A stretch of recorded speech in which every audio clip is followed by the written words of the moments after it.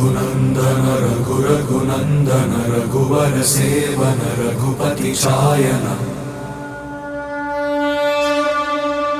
మీరు చూస్తున్న ఈ ఆలయం పిఠాపురం దగ్గరలోని గోర్స రామాలయం 14వ శతాబ్దానికి చెందినది. ఈ రాముడికి 32 ఎకరాల భూమి ఉన్నా కూడా పాపం ధూప దీప నైవేద్యాలు కావాలంటే ఊరంతా చందాలు పోగేసుకుంటే తప్ప పూట గడవని పరిస్థితి. డిప్యూటీ సీఎం గారి ఇలాకాలోనే ఉండే ఈ రాముడి యొక్క ఈ దీన పరిస్థితికి కారణాలు ఏంటో చూద్దాం పదండి. ఈ ఆలయ భూములు ఏవైతే ఉన్నాయో అవన్నీ కూడా దురాక్రమణకి గురయ్యాయి అనేటటువంటి విషయాన్ని ఈ గ్రామస్తులు అలాగే వీరు నా దృష్టికి అయితే తీసుకొచ్చారు. ఇప్పుడు ఈ ఆలయం 14వ శతాబ్దంలో నిర్మించారండి పిఠాపురం మహారాజా వారు. ఈ దేవాలయానికి 17వ శతాబ్దంలో 32 ఎకరాల భూమిని రాజావారే ఇచ్చారండి. ఇప్పుడు మిగతా ఇవ్వట్లేదండి, రైతులు ఆక్రమించేసుకున్నారండి ఆ భూమి. మొత్తానికి వాళ్ళ సొంత ఆస్తుల్లాగా అంటే పనిచేయడానికి పొలంలోకి వచ్చి సొంత ఆస్తుల్లాగా దేవాలయ భూములన్నింటినీ కూడా ఆయన యజమాని పోవడంతో ఇంక ఈ భూమి మాకు అయిపోయింది మాకు ఇచ్చేసారని ఇంకా దేవాలయానికి శిస్తు ఇవ్వడం మానేశారండి.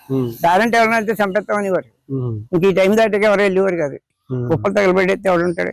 అదండి వాళ్ళు చేసి దౌర్జన్యం అన్నప్పుడు. పూజ పునస్కారము దూపదీప నైవేద్యాలకు సంబంధించిన ఖర్చులు ఇవన్నీ ఉంటాయి. దీని డబ్బులు ఎక్కడి నుంచి వస్తాయి? ఊరు ప్రజలు సందాలు వేసుకునే కడుతున్న కరెంటు బిల్లుతో సహా కూడా దేవస్థానానికి ఏ ఖర్చు వచ్చినా ఊరు జనాలే సందాలు వేసుకుని చేస్తున్నారు.